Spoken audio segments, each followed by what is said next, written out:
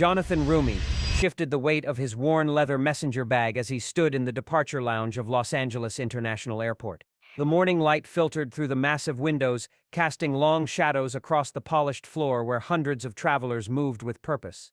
He had deliberately chosen the most ordinary clothes in his wardrobe: faded jeans, a simple gray hoodie, and well-worn sneakers that had seen better days. Nothing about his appearance suggested celebrity or status. He found a quiet corner near Gate 47, away from the bustling crowds and the overhead announcements that echoed through the terminal. Settling into an uncomfortable plastic chair, he pulled out a paperback book, a worn copy of Henri Nouwen's The Return of the Prodigal Son. The pages were dog-eared and marked with gentle annotations, evidence of multiple readings and deep contemplation.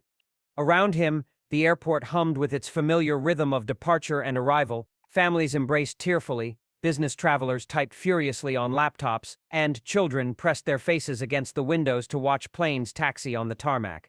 Jonathan observed it all with quiet fascination, finding beauty in these ordinary human moments that most rushed past without noticing. The boarding announcement crackled over the intercom. First-class passengers may now board Flight 447 to New York. Jonathan closed his book, tucked it into his bag, and joined the small group of privileged travelers making their way to the gate. His boarding pass, a gift from a friend who couldn't use the upgrade, felt almost foreign in his hands. As he approached the gate agent, a young woman with perfectly styled hair and a practiced smile, he handed over his documents with a quiet, "Good morning." She barely glanced up as she scanned his pass, her attention already moving to the next passenger in line. The narrow jet bridge felt like a transition from one world to another. At the aircraft door, the flight crew greeted first-class passengers with warm, professional smiles. "Welcome aboard, sir," said a male flight attendant with kind eyes. "You're in seat 2A today." But it was the senior flight attendant, Sarah Collins, who caught Jonathan's attention, though not for reasons he would have preferred. She stood near the galley, her uniform immaculate, her posture radiating authority and barely concealed disdain as she surveyed the boarding passengers. Her eyes were sharp, calculating, making quick assessments that seemed to categorize people into worthy and unworthy categories. When her gaze fell on Jonathan, something shifted in her expression. Her professional smile tightened almost imperceptibly, and her eyes narrowed as they took in his casual attire, his unpretentious demeanor, his lack of expensive accessories or obvious markers of wealth. In her world of first-class service, passengers typically displayed their status like peacocks amidst designer luggage, luxury watches, or at minimum, clothing that whispered rather than shouted but still spoke of money. Jonathan settled into his seat, stowing his simple bag in the overhead compartment. The leather seat was soft and spacious, a luxury he wasn't accustomed to but accepted with quiet gratitude. He retrieved his book and opened it to a marked passage about recognizing the divine in unexpected places. Sarah approached, clipboard in hand, her smile now distinctly cooler. "Excuse me, sir," she said, her tone carrying a subtle edge of authority mixed with suspicion. "May I see your boarding pass again?" Jonathan looked up, his brown eyes calm and patient. "Yeah, of course." He reached into his pocket and handed her the boarding pass, noticing how her fingers barely touched his as she took it, as if contact might somehow contaminate her perfectly manicured hands. She studied the pass with exaggerated thoroughness, her lips pressed into a thin line. "This seat was originally assigned to a Mr. Davidson," she said, her voice pitched just loud enough for nearby passengers to hear. "Are you sure you're in the right place?" "My friend Marcus couldn't make the flight," Jonathan replied gently. "He transferred the seat to me. I believe all the paperwork was handled through your company's customer service."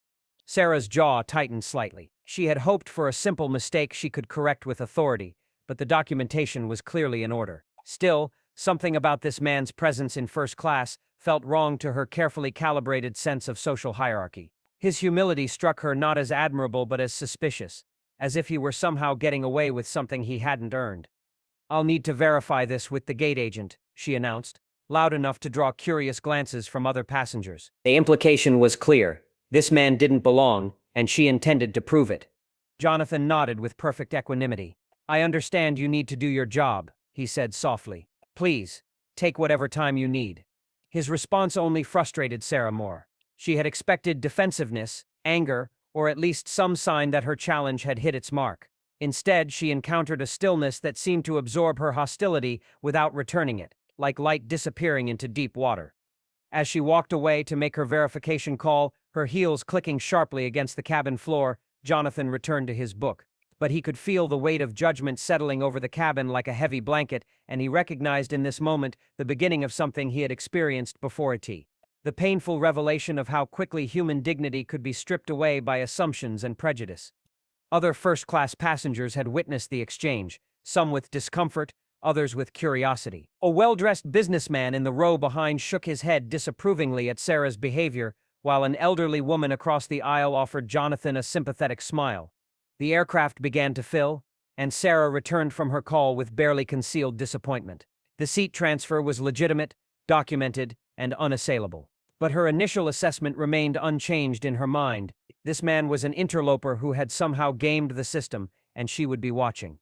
The aircraft engines hummed to life as Flight 447 prepared for departure. Jonathan had returned to his book, finding solace in Nouwen's reflections on forgiveness and human dignity, but he remained acutely aware of the tension that had settled over the first-class cabin like an unwelcome fog. Sarah Collins moved through the cabin with calculated efficiency, her interactions with other passengers noticeably warmer than her encounter with Jonathan. When she reached the elderly businessman in 1B, her voice carried a musical quality that had been entirely absent moments before. "Mr. Harrison, so wonderful to have you flying with us again," she cooed, recognizing the frequent flyer status symbols on his luggage tags. "I've taken the liberty of chilling your usual scotch. Shall I bring it once we're airborne?" Mr. Harrison, a silver-haired man in an expensive suit, glanced toward Jonathan before responding. "That's very kind, Sarah, but perhaps we could focus on making sure all passengers feel welcome today?" His words carried a gentle but unmistakable rebuke. Sarah's smile tightened, but she maintained her professional demeanor. "Of course, sir, we pride ourselves on excellent service for all our guests." The emphasis on all dripped with barely concealed resentment. As the plane taxied toward the runway, Sarah began the safety demonstration with theatrical precision. But her eyes kept returning to Jonathan, as if his very presence was a puzzle she couldn't solve. During the safety briefing, she made a point of standing directly in his line of sight, her gestures more exaggerated, her voice slightly louder when addressing the section near his seat. "In the unlikely event of an emergency," she announced, her gaze fixed on Jonathan, "oxygen masks will drop from the compartment above your seat. Please ensure you are capable of following instructions before attempting to assist others." The subtext was unmistakable. She questioned his capability to belong in this environment, let alone help anyone else. Jonathan continued reading, occasionally glancing up with patient attention when required, but showing no reaction to her pointed remarks. His stillness seemed to amplify her agitation, like a calm lake reflecting back the storm clouds gathering above it. Once they reached cruising altitude, Sarah began the meal service with elaborate ceremony. She wheeled the cart through first class, making a show of describing each option in detail to passengers she deemed worthy of her attention. When she reached Jonathan's row, her demeanor shifted abruptly. "We have two options today," she said curtly, not bothering to make eye contact: hacking or fish. The warm descriptions and personalized recommendations she had offered other passengers were notably absent. "The fish sounds lovely, thank you," Jonathan replied with genuine courtesy. Sarah plated the meal with minimal presentation, a stark contrast to the artistic arrangements she had crafted for other passengers. As she set it before him, she leaned closer, her voice dropping to a whisper that carried more venom than volume. "You know, I've been flying this route for 8 years," she said, pretending to adjust his napkin. "I've developed quite an eye for people who belong here, and those who don't." She straightened up, her smile razor thin. "Enjoy your meal." The businessman in 1B had overheard the exchange, and his discomfort was visible. "Excuse me, miss," he called out. His voice carrying the authority of someone accustomed to being heard. "I'd like to speak with you privately when you have a moment." Sarah's composure flickered briefly, but she nodded. "Certainly, Mr. Harrison." As she moved away, Jonathan set down his fork and closed his eyes for a moment, not in anger but in a kind of sorrowful recognition. He had encountered this before, Nedev, the way some people's need to feel superior could transform them into instruments of cruelty. What struck him most profoundly was not the personal slight, but the realization of how many others must endure such treatment without the buffer of eventual revelation that would come with his story.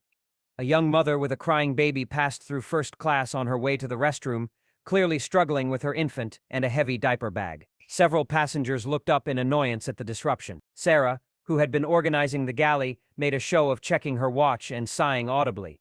"Ma'am, if you could please keep the noise to a minimum," Sarah said, stepping into the aisle to block the woman's path. "This is a premium cabin, and other passengers have paid for a certain level of comfort." The young mother's face flushed with embarrassment. "I'm so sorry. I just need to change him, and the facilities and coach are perfectly adequate for that purpose," Sarah interrupted, her voice carrying just enough volume to ensure other passengers could hear the public humiliation.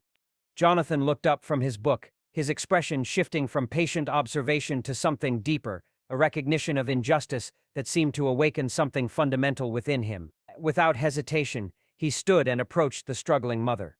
"Please, let me help you with that bag," he said gently, taking the heavy diaper bag from her shoulder. His voice was warm, entirely without judgment. "And don't let anyone make you feel unwelcome.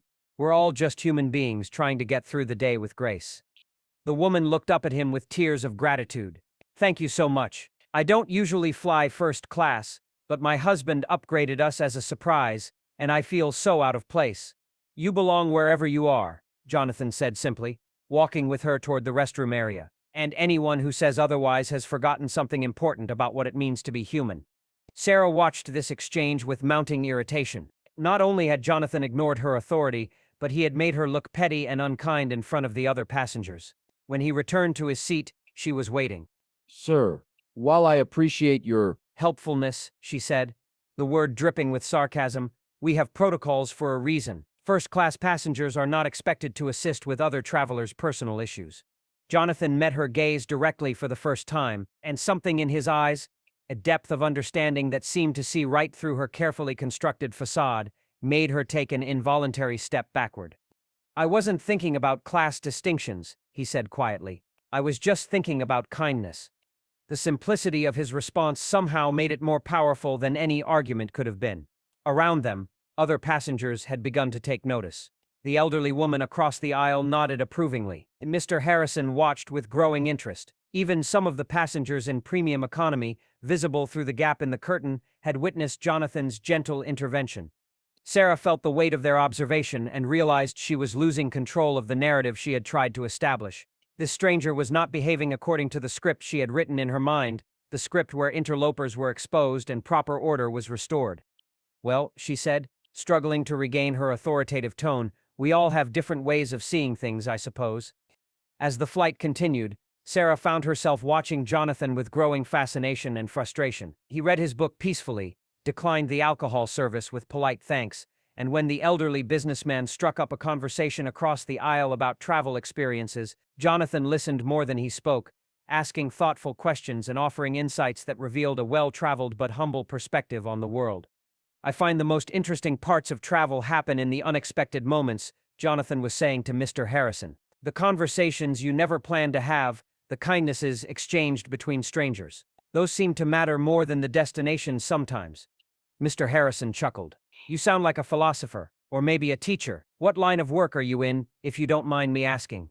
Jonathan smiled, an expression that transformed his entire face with warmth. "I'm an actor, actually.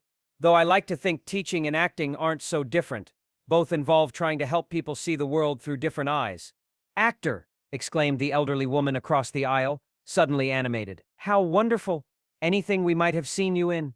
For a moment, Jonathan's composure flickered, not with ego or self-promotion, but with something approaching bashfulness. "I've been fortunate to work on a few projects. Most recently, a series about the importance of love and forgiveness in the world." Sarah, who had been eavesdropping while pretending to organize the galley, felt a strange stirring of curiosity. Something about his voice when he mentioned his work carried a reverence that seemed out of proportion to typical actor self-promotion. The conversation was interrupted by turbulence, and Sarah used the opportunity to make another announcement. "Ladies and gentlemen, we're experiencing some moderate chop. Please ensure your seatbelts are securely fastened." She paused, her eyes finding Jonathan. "And please make sure you're properly seated. We wouldn't want anyone to get hurt because they weren't where they were supposed to be." The double meaning was lost on no one. Mr. Harrison shook his head in visible disapproval. The young mother, who had returned with her now calm baby, looked between Sarah and Jonathan with growing understanding of the dynamic at play. But it was what happened next that began to shift everything. A teenage girl in premium economy, who had been watching the interactions through the gap in the curtain, suddenly gasped audibly. She grabbed her mother's arm and whispered something urgently. Her mother looked toward Jonathan, squinted, and then her own eyes widened. The girl fumbled for her phone, clearly wanting to take a picture but hesitating, unsure of the etiquette. Her whispered conversation with her mother grew more animated, and other passengers around them began to take notice, turning to look toward first class with growing curiosity. Sarah noticed the commotion but couldn't understand its source. All she could see was that somehow, inexplicably, the man she had been trying to diminish was becoming the center of positive attention. The very thing she had tried to prevent, his acceptance and elevation, seemed to be happening despite her efforts.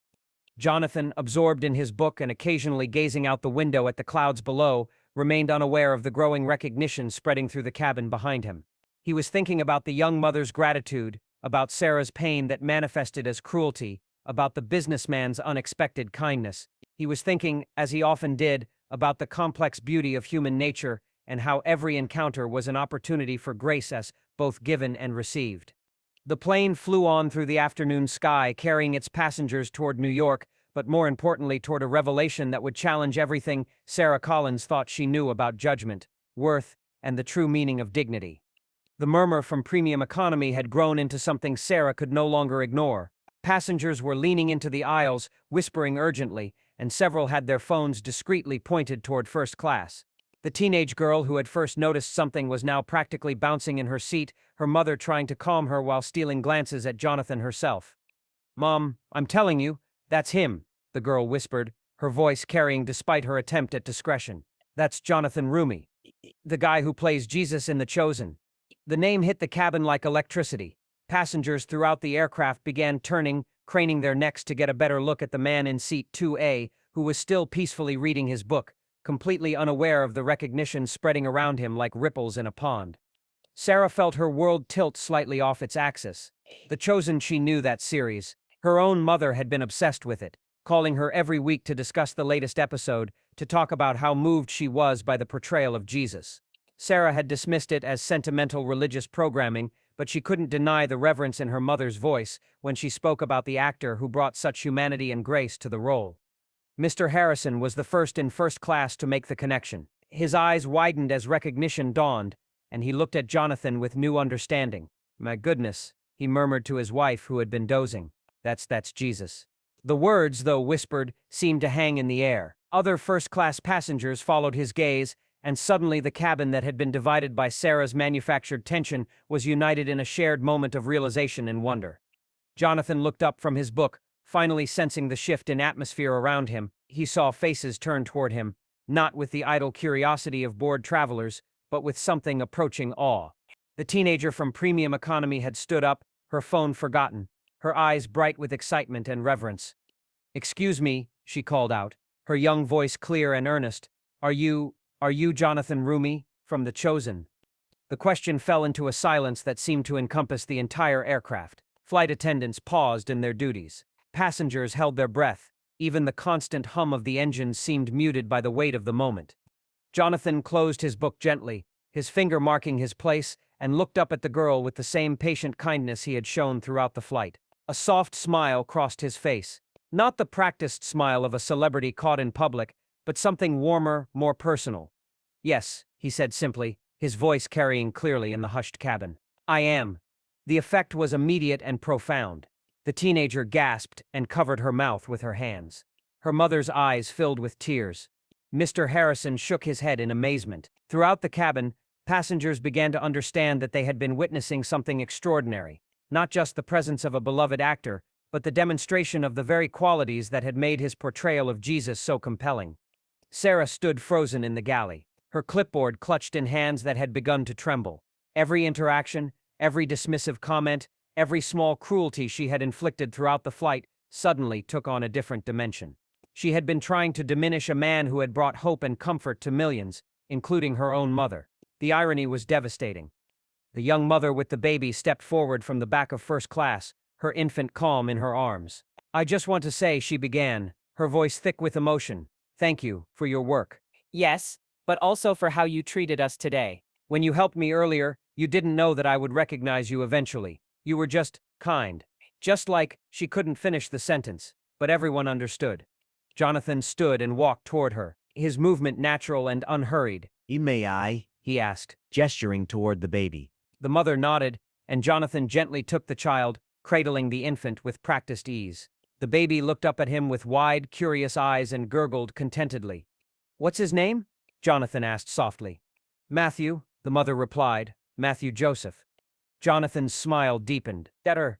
Hello, Matthew Joseph," he whispered to the baby. "You have a beautiful name, and a very brave mama." He looked up at the young woman. "Traveling with a little one takes such courage. You're doing wonderfully."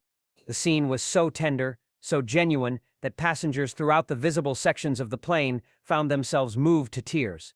This was not performance or publicity, this was simply a man living out the grace and compassion that had made his artistic work so powerful. Sarah watched from her position by the galley, and something inside her began to crack. Not just her professional composure, but something deeper, the carefully constructed armor of superiority and judgment she had built around her heart. She thought of her mother watching The Chosen, tears streaming down her weathered cheeks as she spoke about how the show had renewed her faith. She thought of her own bitter cynicism, her need to categorize and diminish others to feel better about herself. Jonathan handed the baby back to his mother and turned to address the cabin. His voice was gentle, but carried clearly to every corner of the aircraft. "I want to thank you all for the kindness you've shown each other today," he said. "I've had the privilege of portraying someone who taught us that every person carries dignity and worth regardless of their circumstances or appearance. But the real miracle isn't in any performance, it's in moments like these, when we choose to see each other with compassion instead of judgment." His eyes found Sarah's across the cabin. There was no accusation in his gaze, no triumph, no desire for retribution. Instead, she saw something that broke her completely: forgiveness, offered before it was even asked for. Sarah stepped forward, her professional training abandoned, tears flowing freely down her cheeks. "I owe you an apology," she said, her voice cracking. "I was wrong. I was so terribly wrong about you, and I'm ashamed of how I treated you." Jonathan walked toward her, and the entire cabin watched as he stopped directly in front of the woman who had spent hours trying to diminish him. "There's nothing to apologize for," he said quietly. "We all have moments when fear or pain makes us forget who we really are. What matters is that we find our way back to love."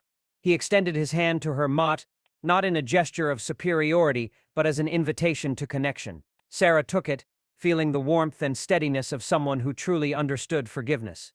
"Your mother," Sarah whispered, remembering suddenly. "She must be so proud of you." "She is," Jonathan replied gently, "and I think she would like you very much. She always said that recognizing our mistakes is the first step toward grace." As the plane began its descent toward New York, the cabin buzzed with quiet conversation and renewed warmth. Passengers exchanged stories, shared phone numbers, and spoke of being witnesses to something beautiful. The teenage girl asked for a photo, which Jonathan graciously provided, but more importantly, he spent time talking with her about her own dreams and aspirations. Mr. Harrison approached Sarah before deplaning. "That young man just taught us all something about dignity," he said kindly. "And you taught us something about courage. It takes real strength to admit when we're wrong." As passengers began to disembark, many stopped to thank Jonathan not just for his work, but for the example he had set during the flight. But perhaps more significantly, several also thanked Sarah for her grace in acknowledging her mistakes and seeking reconciliation. Jonathan was among the last to leave, gathering his simple belongings with the same quiet dignity he had shown throughout the journey. As he passed Sarah at the aircraft door, she touched his arm gently. "Thank you," she whispered, "for showing me who I want to be." He paused and looked at her with those same patient, understanding eyes. "You already are that person," he said simply. "You just forgot for a while. We all do sometimes." As Jonathan disappeared into the jetway, Sarah stood in the doorway of the aircraft, watching the last passengers file past. Many smiled at her warmly, and she realized that the revelation of Jonathan's identity had somehow transformed her as well, from an antagonist in their eyes to a fellow human being who had found her way back to kindness. The cleaning crew arrived to prepare the aircraft for its next journey, but Sarah lingered for a moment, thinking about the profound lesson she had learned at 30,000 feet. Sometimes, she realized, the divine appears not in grand gestures or obvious places, but in the quiet patience of a man who chooses love over retaliation, understanding over anger, and forgiveness over judgment, whether or not anyone ever discovers who he really is.